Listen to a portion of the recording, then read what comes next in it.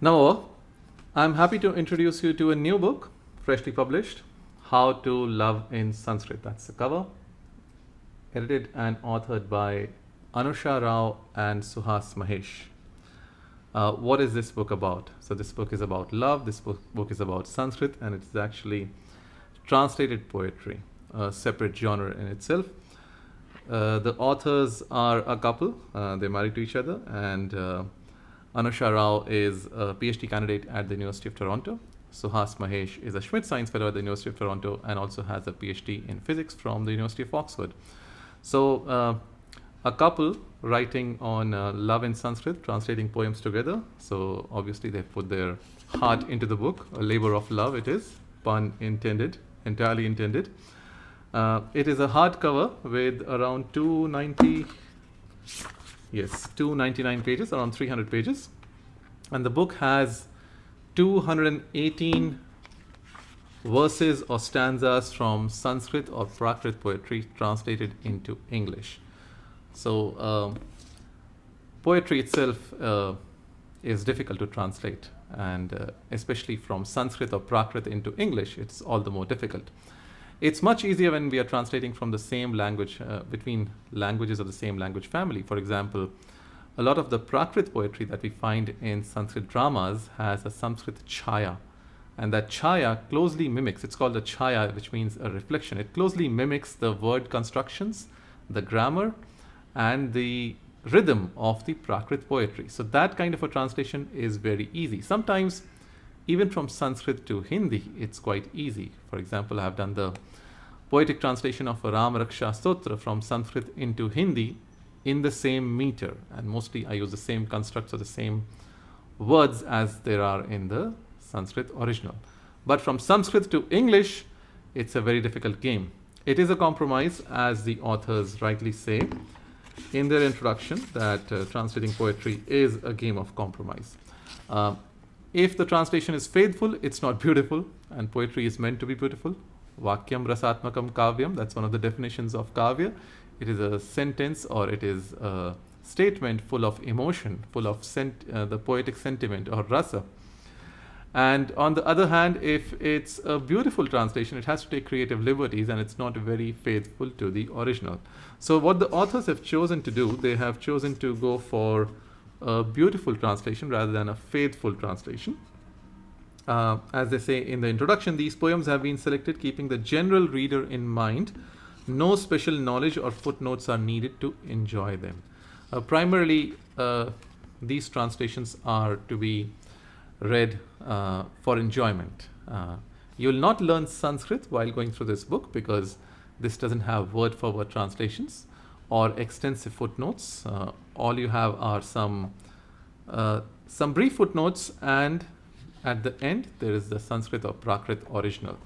Interestingly, the book is titled How to Love in Sanskrit. A more appropriate title, in my opinion, would have been Love in Sanskrit and Prakrit, because out of the 218 odd poems, around 3/4 are in Sanskrit. Poems or verses or stanza, around 3/4 are in Sanskrit.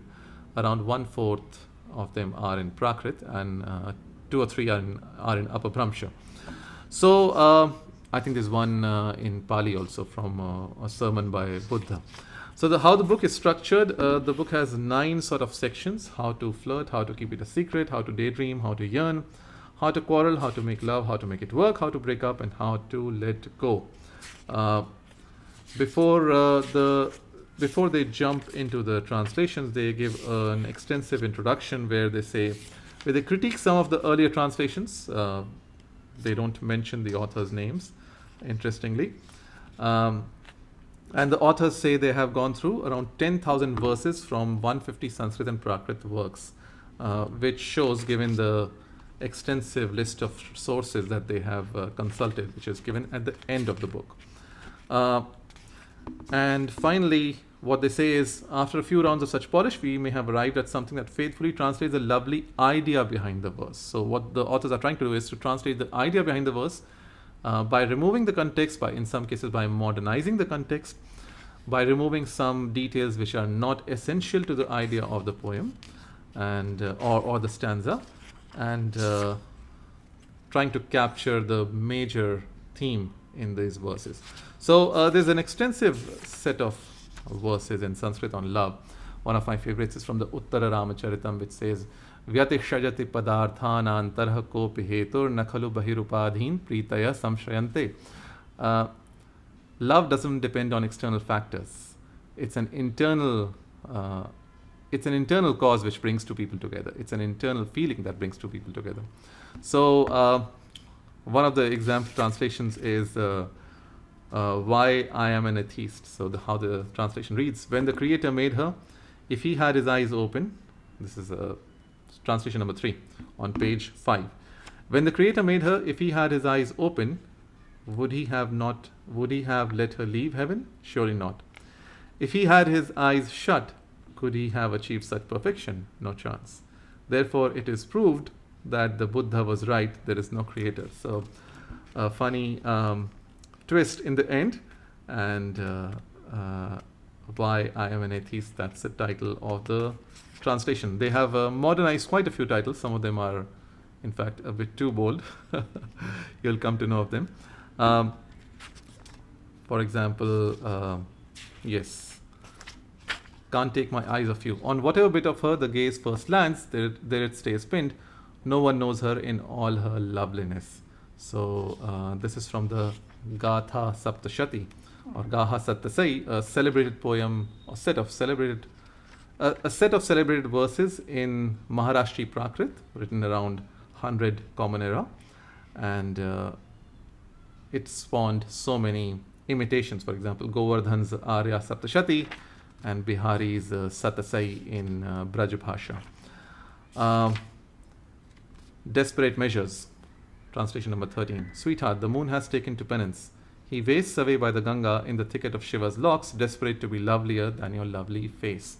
The original has Mukhendu, and they translated as lovely face. So instead of the similes, the literal translation of the similes or the metaphors in the poems, they choose a poetic translation.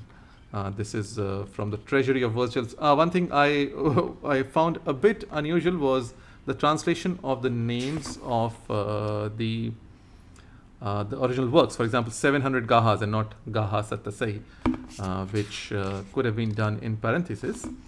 So the first section is how to flirt, and as you have realized by now, these are very readable translations. You don't need a knowledge of Sanskrit. You don't need even some of the places where they have changed the context. For example, verse number 22, cherry red.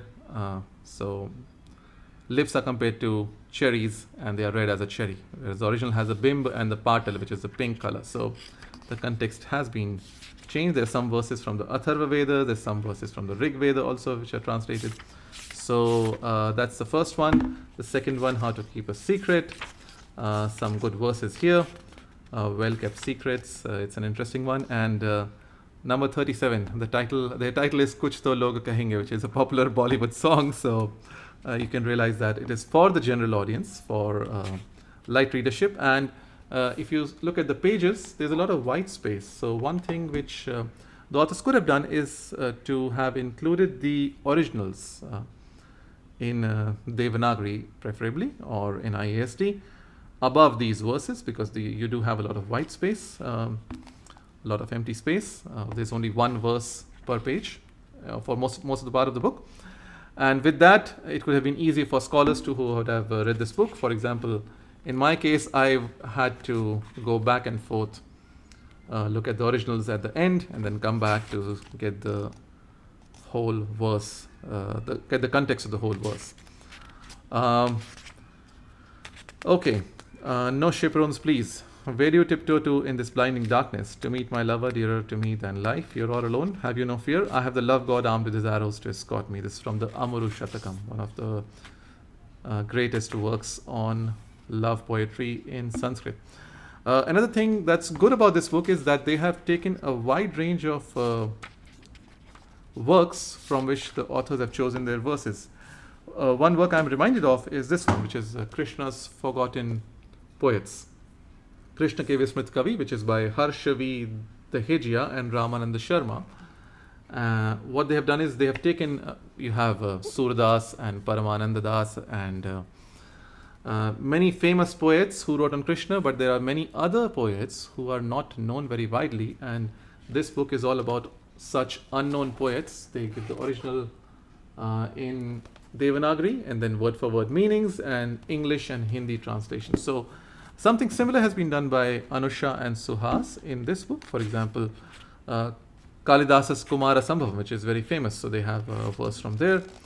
And then from the Gatha Shattashai, and from Malati Madhava, and many other unknown works. In fact, I noticed that in some cases they have also referred to unpublished manuscripts, and they have translated some modern poetry also by Shatavadhani Ganesh, by Dr. Balram Shukla, and by Dr. G.S.S. Murthy. So, Philosopher's Stone. If its magical touch turns even their flaws into enduring virtues, like the Philosopher's Stone turns all metals into gold, then it's love. This is the translation of a Prakrit Gaha. Magical Arrow is from an Apabhramsh work, number 66. Then we come to How to Yearn. It's some nice verses here. There's one good one on Advaita philosophy. So this is number 77. It is her at home, her everywhere I turn, her walking ahead and her right behind, her in my arms in bed, her on every path I tread. Ill as I am from wanting her, there is nothing in my world but her, her. Not a place without her. What Advaita is this? This is from the Amuru Shatakam. And the authors know that Advaita philosophy maintains that there is no duality in the world, there is only one Brahman and everything else is an illusion. One-upmanship is from an unpublished manuscript. They have consulted a 1500 CE work from Gujarat on letter writing. This is a work in Sanskrit, which I was not aware of earlier. So, although this book is for the average reader, scholars will also find many verses which they have not come across earlier. A lot of these verses I had read earlier, but there were many others which I was not aware of. Some of the works also I was not aware of. An example of modernized context. Darling, I think it's best that you put off your flight a bit. This is from Ambrosia for the Ears, 1200 CE, Bengal. Okay.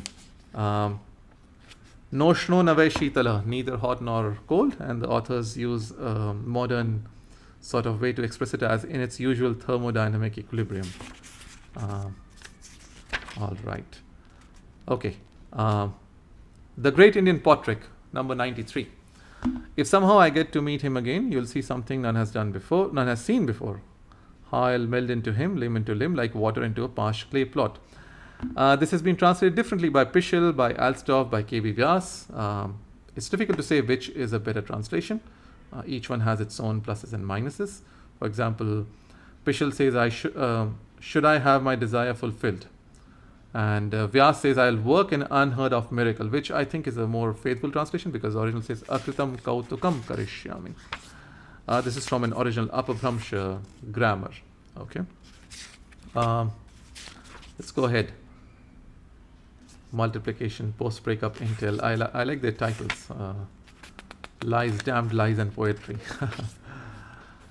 How to quarrel. That's also interesting.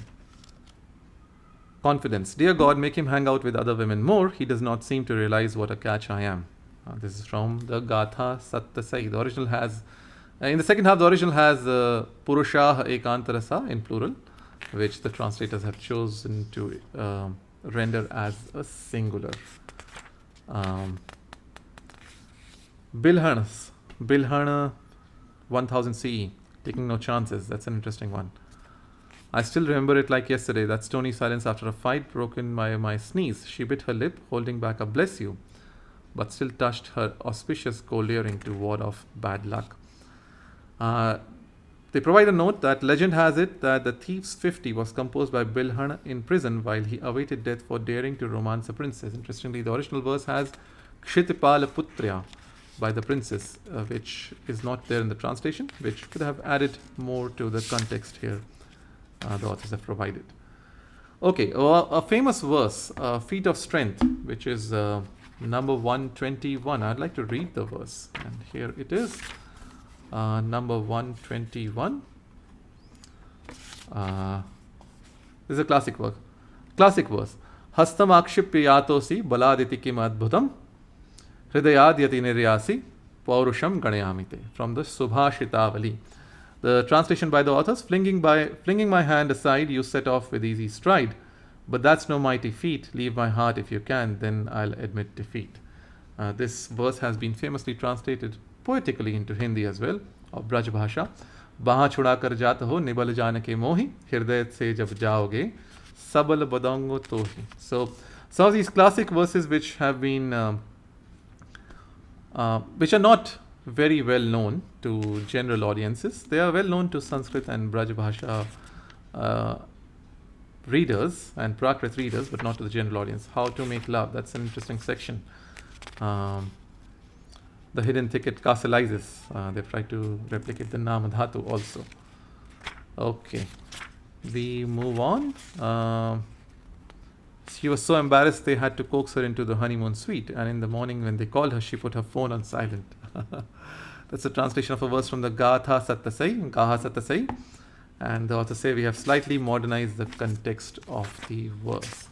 So you can read this book, I think, in 3 or 4 days. So if you read around 40 to 50 pages a day, and they are easy to read. There are not too many details which the reader, unless you're a scholar and you want to understand the original verse and their context and their similes and metaphors, or the source, the meter, unless you're such kind of a scholar, you will probably read this book in 3 to 4 days.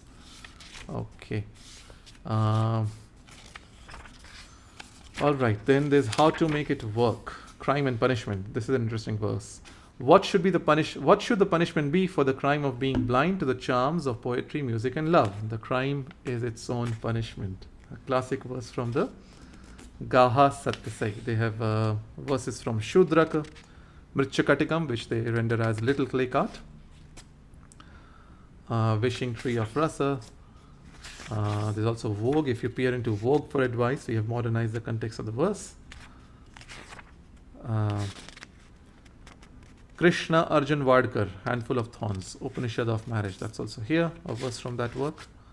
Rather, 2 verses from the work. Translation from the Rig Veda, 10.145.